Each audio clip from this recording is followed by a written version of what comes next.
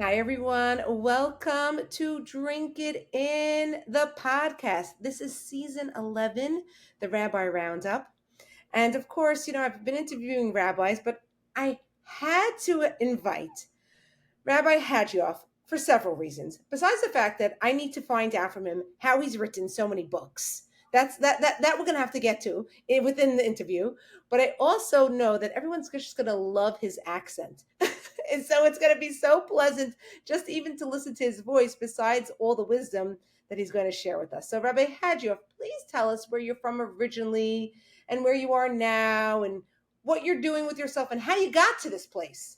Thank you so much. First of all, it's a real pleasure and honor to be on your podcast. I don't know, to me, I have a Brooklyn accent. I don't know what you're talking about. I don't even hear it anymore. Although I've lost my accent, when I talk to British people, I'm from London, England originally. When I talk to British people again, it comes back. I just got back from a trip. We went to Europe to visit some of the camps. Went by London to visit my family, and suddenly my British accent came out again. So I still think I have it. When I talk to my wife and kids and my students and audiences, I can't help it. If I say banana, people start laughing. So I have to say banana and class and bath. After being in this country for 26 years, Wow. I came actually after university. I worked for a couple of years in London. And then I was offered a position to do Smicha, rabbinical ordination here in New York. My plan was to go back to London back then, but ended up finding my wife, who thank God I'm still married to. Don't know why she puts up with me. And she's from Brooklyn. And actually, while we were dating, she said, you know what, wherever my husband goes, I go. So I said, good, because I have a job in London. Then we got married, and she's like, well, we're going to stay here. And that was the end of that, Baruch Hashem. But I'm very grateful, though. New York and America in general has been great to me. And my kids are real Yankee Doodles with full American accents. So I'm very, very grateful for that. So that's how I ended up in America, and I'm still here. And I live in New York. And I'm full-time professor at Yeshiva University for the past 21 years, Wow. which I'm very grateful for. And I worked for Birthright Israel for 15 years. And now I work together with a great organization, really just amazing men and women at Chazak. That's Chazak with a K, which is part of Safra Synagogue, together with Rabbi Shlomo Fahi, who I'm sure your audience know, and Rabbi Reuben Abragamov. And I shall be there this Shabbat. I'll be the rabbi of the synagogue at the Bet Knesset, as they call it, this Shabbat in Manhattan. We're on rotation right now over the summer. So I'm very, very grateful, Baruch Hashem. So you do a lot. Before I even get to all the things that you do and how you have the time to do all of that, that's okay. We'll get to that. That's what people always ask me also. Why did you pick Smicha? Like what drew you? Said you went to the New York area for Smicha. Is that what you always wanted to do? No, no. Oh, no. That was a much later life decision. People I grew up with were shocked, and are still shocked that I ended up taking that route. No, I had no desire to get involved in that. I went to yeshiva my entire life. I had a very religious yeshiva. Unlike my older siblings, my parents started to get a lot more involved, and I ended up going and getting involved in Torah and mitzvot, through them and my yeshiva, although I wasn't such a great student, unfortunately. And then I went to university. In university, I started to meet a rabbi I was very, very close to, and started going to classes, yeshiva, started to take it more seriously after I went to university. I got a degree in political science. And then slowly, I started to go to a lot more classes, take it a lot more seriously, and it kind of just evolved. It took time. It wasn't an overnight decision, but it wasn't till my mid-20s that I actually ended up with my smicha, actually, here in New York. I did study in Israel afterwards for like a year and a half at Or Sameach. It wasn't the right fit for me, so I ended up having a full position here in Or Sameach in Monsey, which doesn't exist anymore, unfortunately, and that became the route I took. There were some people who guided me and said this was my life mission. Again, it wasn't an overnight thing, but there were some people. There was a great Kabbalist I was very, very close to, and he said, I need to work in Jewish outreach. I hardly knew what that meant, but I was very, very blessed to have great rabbis and spiritual teachers who kind of led me on this path. But this was, no. I thought I'd end up, and I did work in TV production. I worked for MTV. Did you? Nearly a year, yeah. I mean, going back when it was actually music and not like, people upset, depressed, sitting on the beach singing to themselves. Back then, it was a big thing. I'm talking back in the early 90s. That's so So funny. I That's did do that. so And I funny. thought that was going to become my thing, and it wasn't for me. Right? Wasn't for me. So funny. So someone posted something. I forgot, on that new app that everyone's on, Threads. I don't know if they're still on it. Maybe it lasted. The thrill of it lasted for a week. I have no idea. Um, and so someone had posted like a Jewish person posted like they wanted to have a whole conversation. Fill in the blanks. I can't live without, and so I wrote my MTV. Wow. Who's going to get that reference? Remember Who that? is going to get? I get it. You I'm not get sure it. my age, but I get it. Wasn't that was their catchphrase, That was right? the line. Catchphrase. Sure. Yeah, Sure. it's so Wow. funny. I can't believe. Could I just also say I've shared this before publicly, so I'm okay with it. When I was in high school, they had the first MTV had the first reality shows. Do you remember that they had the first reality It TV was a show? little bit after my time. It was more when I was there. It was pure kind of like music videos. They Yeah. started, yeah. But Oh, I can because imagine that being their thing. Yeah, okay, because when I was in high school, they had a dance show. It was yeah. called Club MTV, I think that's what it was called, and they Okay. were doing auditions for the show. So I think it was when I was in 11th grade, maybe 11th grade. I cut school And and you I went. went? I went with my best friend into the city, and I auditioned for Club MTV. Oh my goodness! There's got to be footage of that online. Somebody who's watching had better unearth that Jordana on Club MTV prancing around.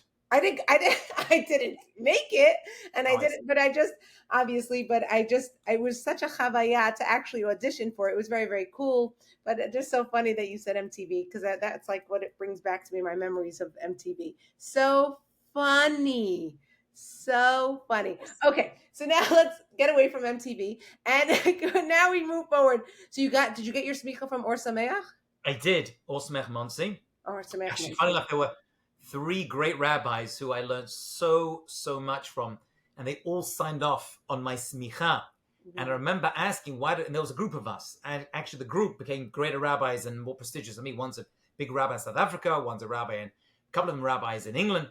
And I said, why did all three of you sign off? And they said, we can't take responsibility alone.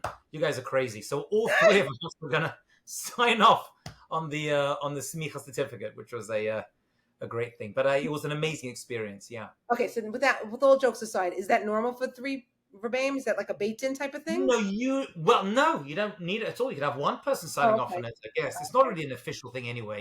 It's Oh, just they're taking responsibility, saying that we are, in other words, they're the ones who decide that you are of rabbinic quality, able to answer questions. So they take a responsibility for you. That's pretty much how it works. But you okay. don't need, there's not really a bait in. There's not really a process. I mean, smicha, as we describe it, doesn't really exist anymore.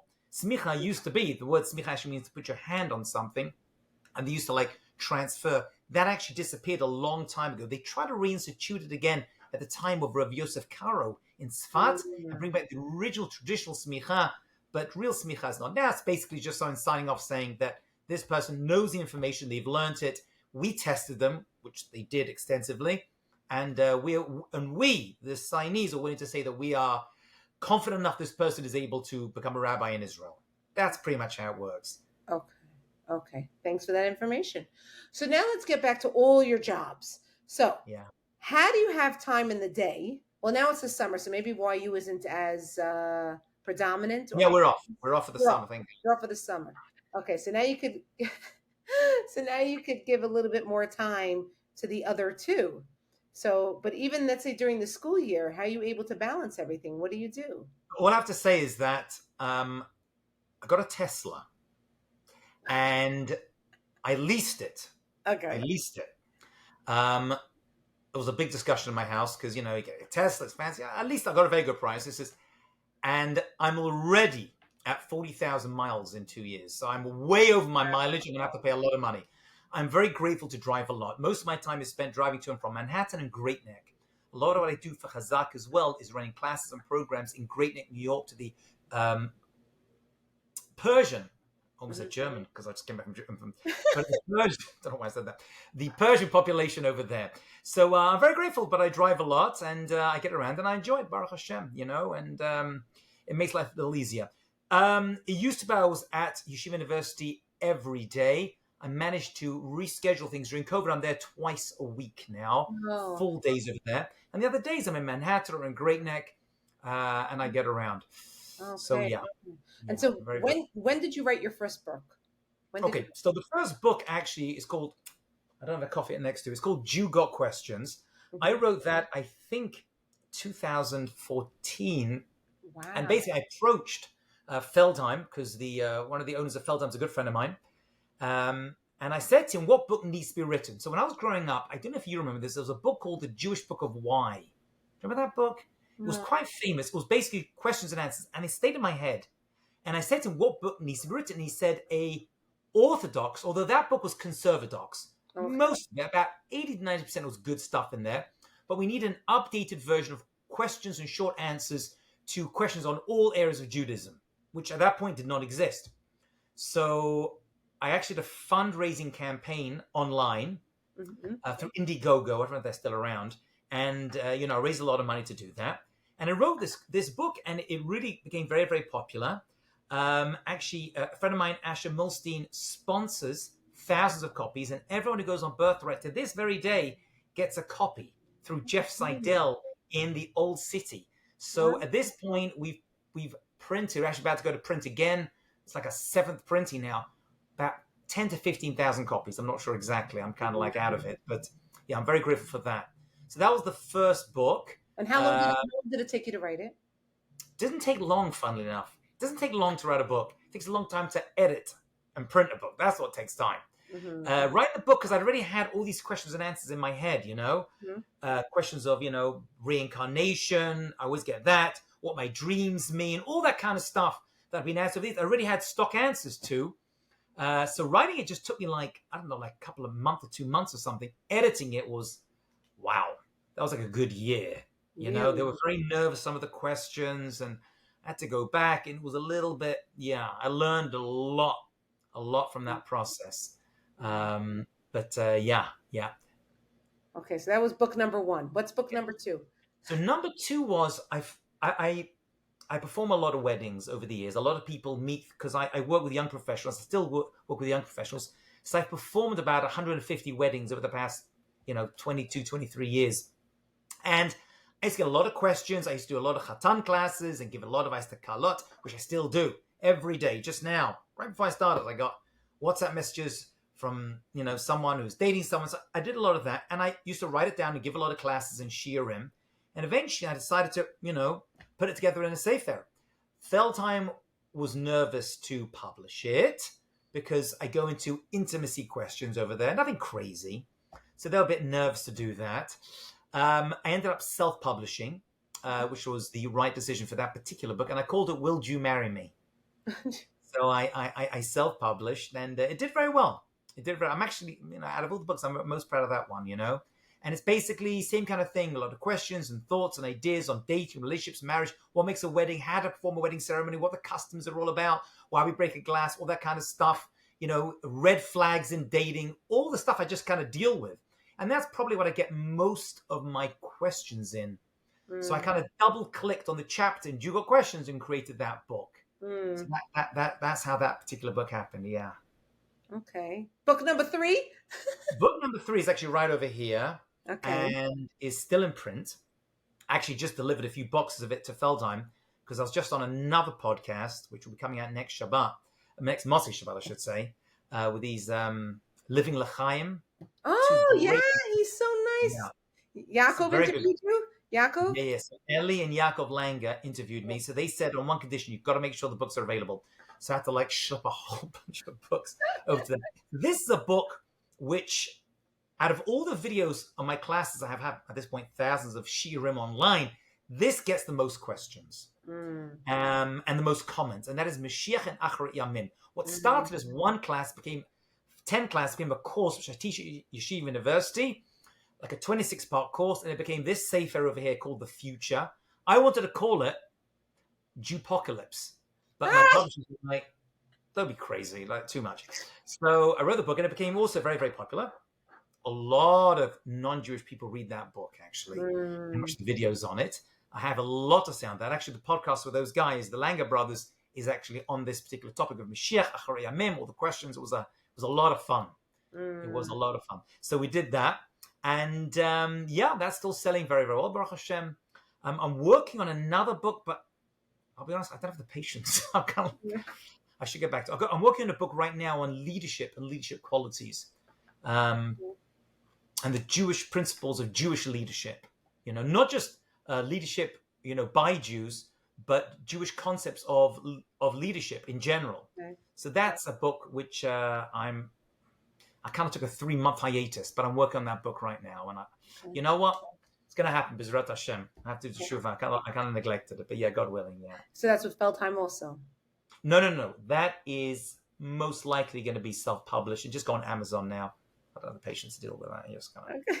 So then who's going to edit it? Who edits? You find it. You find people to edit. Okay. Now, so can I go back to the future book?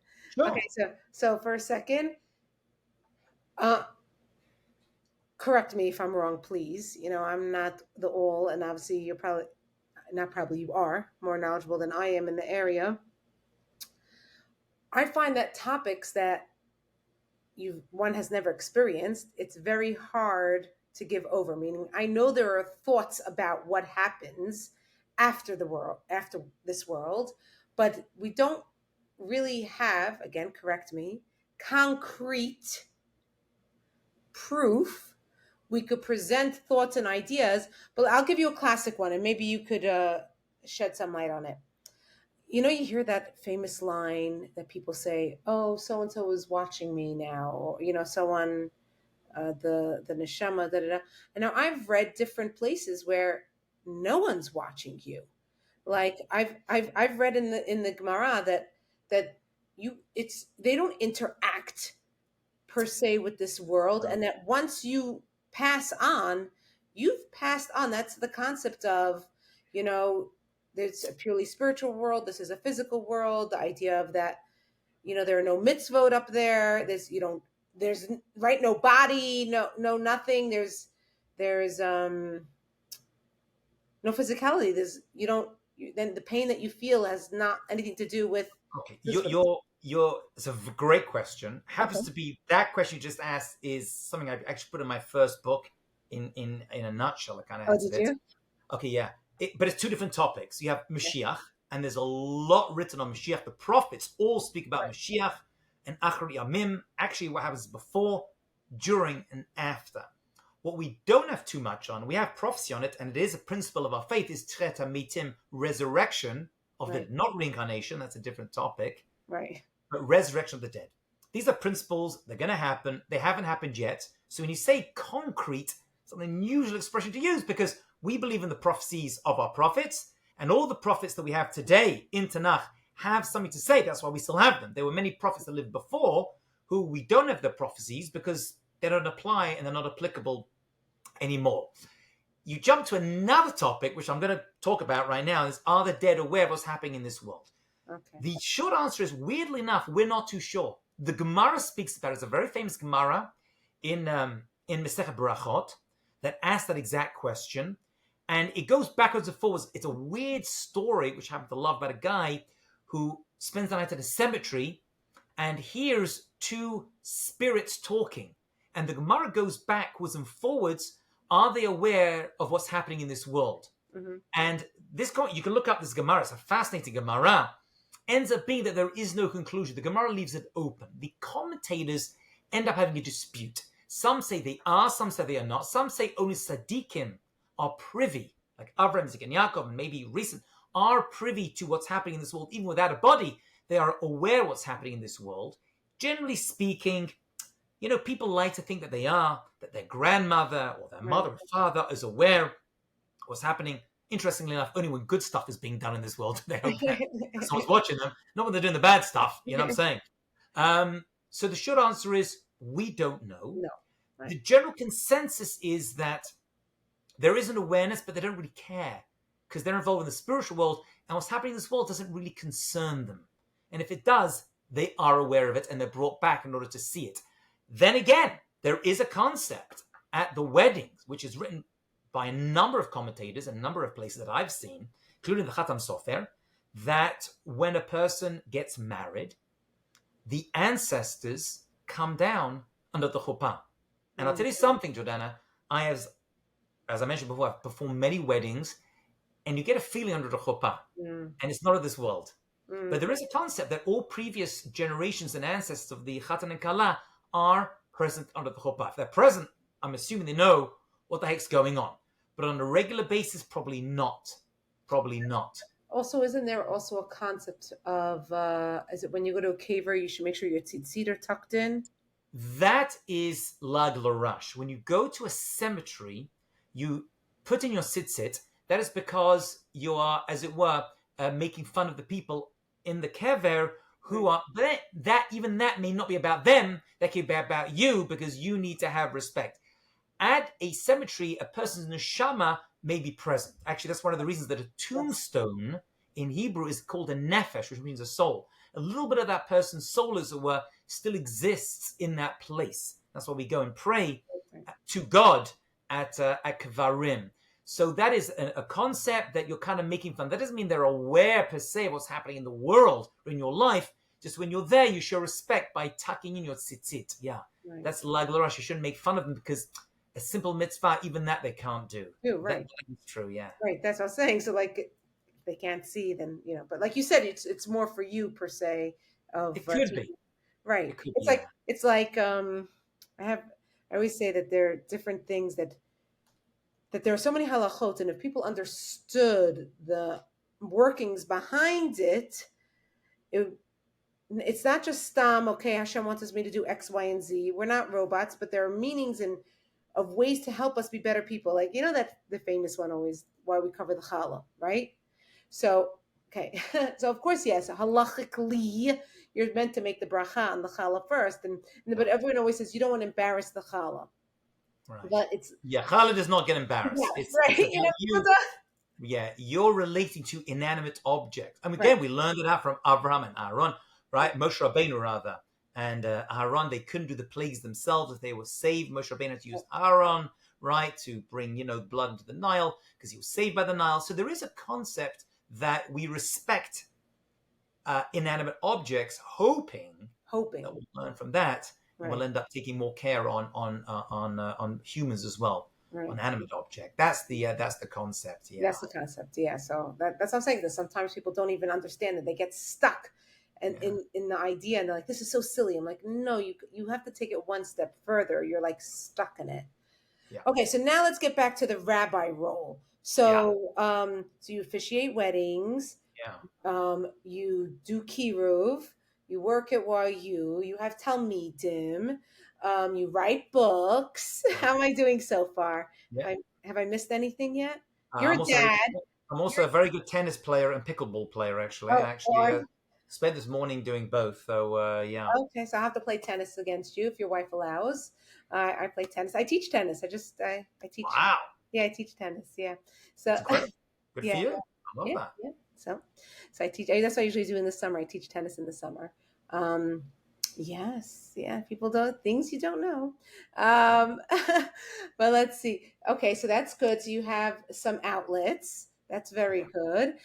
So what does like your daily schedule look like for you? For someone like you that's traveling so much, you just wake up and you go out. No, there is no. Yeah, no, I'm not. It sounds like I'm very, very busy. I'm not that crazy busy. I'm able to, Okay. I've also learned over the past few years to say no to a lot of things. It depends where in the time of year, but I'm like every regular Jew. I go to Bet Knesset. I listen to Shiurim. Try to learn when I can. I do trips for students. We just finished a trip a little while ago to Morocco, which was incredible. I don't know if you know Rabbi Reuven Abragamov. You know my good friend Reuven? Well, I was on that. I think he was on the live. That's yeah. He is very he's my soul brother. He put together a student trip to Morocco, which I'd never been before, and that was something out of this world. I'd never been before, and literally every Daled Amot in Morocco is another kever of a tzaddik or a tzaddiket. So that was something unbelievable. So that was something we did recently. I also just got back from a trip to Poland. Took some people over that had never been before, including somebody Chaim Greenfield was part of that trip, and that was very, very inspirational. Very, very inspirational. Yeah. So how what was your takeaway? I went on March of the Living when I was a young girl, when I was 16. It was the second year that ever existed March of the Living. Wow. So obviously as a 16-year-old, my experiences were one way. What was your takeaway from seeing the camps? So I've led about 5 or 6 trips to the camps. Oh, have you? Okay. The first, funny, it's an interesting question. The first time I was there, I went with a group, and you're just like in shock.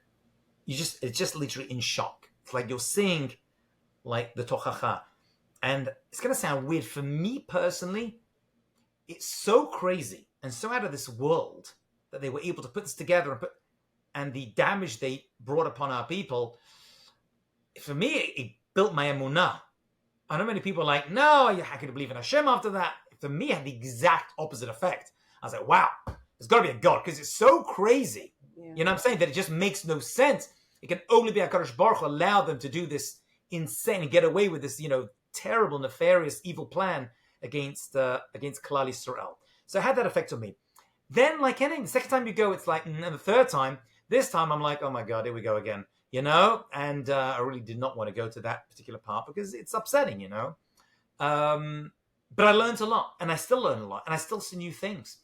I'm Sephardic on both sides, so my family did not go through the Shoah. My wife's family, they were a big Holocaust family. I mean, it's part of their genes. It's all they talk about, My wife lost, her entire family in one day, except one grandmother, I'm saying, who managed to survive and by leaving and going to Israel right before. So it's so ingrained in her that I really wanted to go with her. And every time everywhere else we go, she's like, she meets another kever that was her family and this and that, So it's a big, big thing for her. But it's difficult. It's difficult. But I just saw I was playing tennis this morning. There's a secular Jew who plays on the court next to me, and he's like, "Hey, where have you been, Larry? What's going on with you?" So I said to him, "Yeah, I was in Poland." I said, he goes, "Oh, I have family who died in the Holocaust. My grandmother's whatever." And have you been? He says, "No." I said, I really believe that every Jew needs to go once, And I didn't. My thinking evolved, and I was like, "Yeah, let it be." And I'm saying, but you've got to see it. You've got to go once to experience it, and once you don't have to go again. I mean, you have to be like me, it goes again and again, because I lead trips there. But you gotta see it at least once. And we did Auschwitz on this trip, and Majdanek. Majdanek, by the way, is literally hell on earth. It's all there. Auschwitz has been smashed, and there's a lot of people there. It's a little, I don't say touristy, but it has that kind of vibe to it. Majdanek is like you're driving along, so there's a camp that's all intact. The ovens are there, and the chambers are there, gas chambers, and the tables, the whole thing. They could just like flick a switch and turn on again tomorrow. Right. It literally could be just like, so if you want the real authentic, experience, a trip to Majdanek is worth it. Just, go in. It's much smaller than Auschwitz, so just you can do the whole thing in like an hour and a half, I think. Right. And at the end, you have the ashes. It's just the Dome of the Ashes. Yeah, I remember. Right.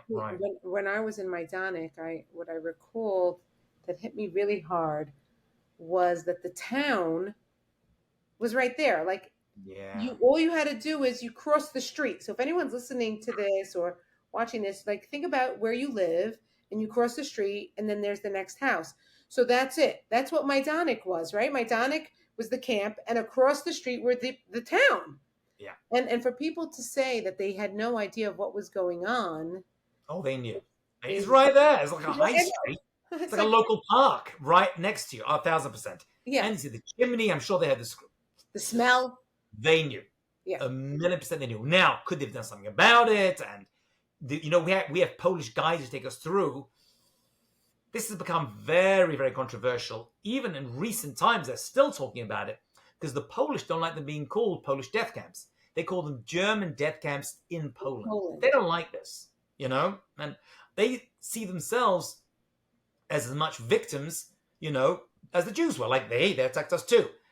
But then you dig a little bit under the surface and you see that there was a lot of cooperation from many Polish people, individuals, and even after the war, many Jewish people went back to their homes and they were killed even afterwards by the Poles. So, and definitely the Ukrainians. So gets a little blurry, a little murky when you start to figure out who's to blame and who's involved, who's not involved, and all that kind of stuff. Yeah. Right. That's right. But I think the highlight for me when I went, when I was that age, it was that year where they did the Siyam HaShas. And they took us to Yeshiva Lublin, which is not a Yeah. yeshiva anymore. Yeah. At that point in time when I went, it was a medical school. I don't even know what it is now because that's, you're talking about It's a such a long time. hotel. I just A stayed there hotel last then? week. Oh, The that's hotel. crazy. So for when I went, it was a medical school back then when I Yeah. was 16. And Yeah. I had gone I was in Yeshiva Flatbush and MTA was on our bus. So the rabbi of MTA, he made a siyum. They allowed us to have Wow. one of the rooms and we made the siyum hashas. While it was going on in America, we did it in Yeshiva, the actual Yeshiva at Lublin where it all started. To me, that So was now it's a museum upstairs. Rabbi Lau was involved in creating that and opening it up. And downstairs, they made it into a hotel called Hotel Ilan, wow. which is, a fairly decent hotel. It's worth staying there because it's like 10 minutes from Majdanek. So that's why Right. I chose that hotel. I booked that just for the group because it's much closer. You couldn't get kosher food there before. Now you can, by the way. Wow. They have kosher food in the hotel if you request it. They prepare it for you, and Wow, that's so it comes double wrapped. So that's fine, right? But that's very intense because, of course, Chachamei Yeshiva, Chachamei Lublin is right. Rav Meir Shpis. He started the whole Started right in 1925. Daf Yomi thing. Very powerful, very, very powerful. Yeah. So let's talk about your highlights as being a rabbi. What would you say in this career of yours? Has there been like a few things that really stuck out? And you're like, oh, that Makubal who said I should go into outreach, Jewish outreach, he was right because this and this happened to me. That's a great question. I never thought about that before. Is there a highlight? Out of everything that I've been blessed to do and hopefully will continue to do, the thing that affects me the most, that I lose sleep over, there's only one thing I really lose sleep over. And really, it's not even assimilation at this point. That's just, I've become so used to it. I'm like the nurse, who just delivers baby after baby. You just kind of get numb to it. Unfortunately, it hurts me a lot. The assimilation, the intermarriage, which I could talk about a lot. But the thing that really gets me is singles and their, quote unquote, older singles. That is something that really affects me. And I'm always trying to push and create programs and classes. Just last night, I gave a class in Manhattan and we had about 40, 50 young singles together. And I want to just shake them like, can you just meet each other and talk? I don't want to talk to you. Just So that's something. So being able to facilitate. I'm not very good at setting people up, by the way. People always say, can you set me up with someone? I'm like, I'm terrible. I set up with someone, you're going to hate me for doing it. That's what you think about me? You set me up with this, one-legged, headless, creature. Why'd you do that? I'm good at counseling people and advising when they're in relationships. I'm not great at setting up. However, facilitating, running programs, allowing to meet. We did one trip many years ago. 5 couples met and got married from that trip. Wow. Yeah. I'm not sure if it was last summer. Maybe it was last summer. By far, he posted something that he was doing. It was so special. He had like 20, maybe 10 girls, 10 boys, or 20 and 20 that were more apropos to each other, and then would have them over for a Shabbat meal. Yeah. I've done that too. Right? He's great. Love that. I mean, I love him, by the way. He's awesome. Those people don't know him. Very, very charismatic. Yeah. And he also makes a priority. That's something which I'm always pushing. That's something. So you asked me what gives me, the thing I get reward of is when I see these couples getting married. I mean, I'm dealing with quote unquote older singles, although that kind of line has moved older and older. It used to be like in late 20s, now late 30s, early 40s. But I'm seeing couples get married. And really it affects me very, very much. People who some people just give up on, right? Because let's be honest, it's a little easier with the low-hanging fruit, to help them and see them through it. But if we're able, I believe that's the mitzvah of today. I really believe this is to bring together, and you're also fighting, intermarriage as well at the same time. It's like 2 birds with the same stone. But trying to get quote unquote older singles into relationships, guiding them through the process and leading them to the chuppah, although that's not the end, right? The chuppah is just the beginning. You got to try to stay married. You know what I'm saying? There's one thing trying to attain it, and you're trying to maintain it. It's a whole different disease. But that's something which speaks very much to me. And everything which I get tremendous support from myself and my wife as well, is seeing these couples get married. I was at a wedding of someone who, I'll be honest with you, and she'll say the same thing. I never thought she would get married. She got to an age and I just thought, that's it. And she called me up and she said, Rabbi, I met a guy and I think this is it. And I was praying heavily for her. And we're at her chuppah and it was a small wedding and I was under the chuppah and I choked up. It takes a lot to choke me up these days, you know what I'm saying? But it choked up and literally my wife and I were saying it's a nes nigla, a revealed miracle when it's happened. And the guy's great. We had him for Shabbat afterwards and they're just like an awesome, awesome couple. So nice. I really believe that's the mitzvah of today. So